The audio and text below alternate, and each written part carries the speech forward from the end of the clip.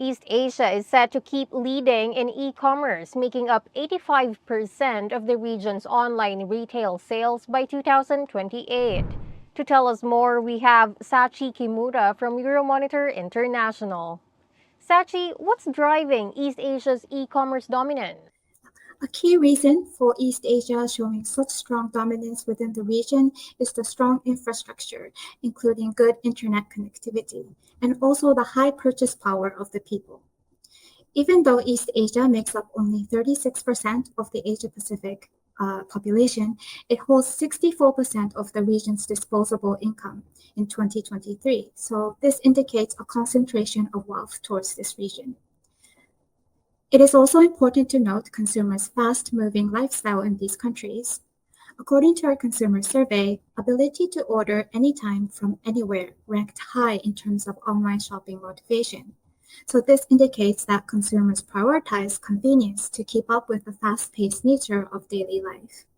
The diversification of delivery fulfillment methods in East Asia are also supporting this growth. But in terms of purchase, Sachi, which products thrive on e-commerce platforms within East Asia? A common thing we observed within China, South Korea, and Japan was that currently health and beauty products and pet care products tend to have higher e-commerce penetration among major FMCG industries, and they have been well established in the e-commerce space. These industries have high dependency on personal preference, and e-commerce works well as the online space offers so much more variety in terms of product selection.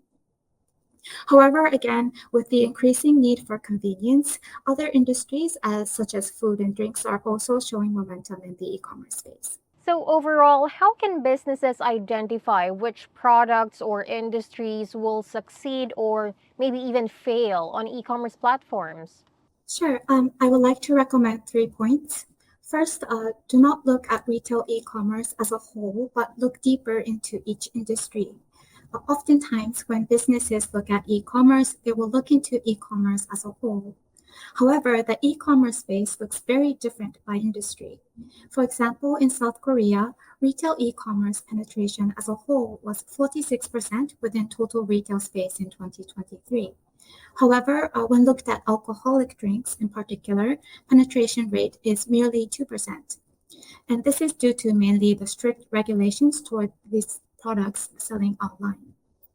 On the other hand, tissue and hygiene industry penetration shows 75%, and this is due to the country's gift-giving culture of sending toilet paper as gift in various occasions.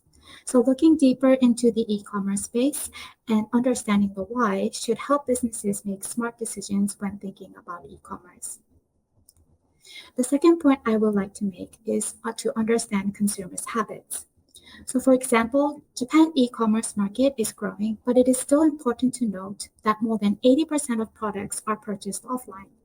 So it can be said that consumers in Japan still have strong preference to shop at physical stores. Therefore, e-commerce strategy will need to be planned with that in mind. Perhaps seamless connectivity or accessibility with offline channels. So a hybrid or an omni-channel approach would work best in this case. Understanding the country demographics also brings a lot of context in terms of consumer habits. So Japan is a super-aged society where older consumers have struggled in the past to adapt to e-commerce. However, e-commerce is a viable option to help these people who live alone or are less mobile to maintain their shopping and consumption habits. So it is also important to understand convenience from such perspective as well. Lastly, looking into the competitive landscape, I will also recommend businesses to look into the e-commerce competitive landscape and compare it with how it looks different from the total retail landscape. For some industries, e-commerce market share may look vastly different.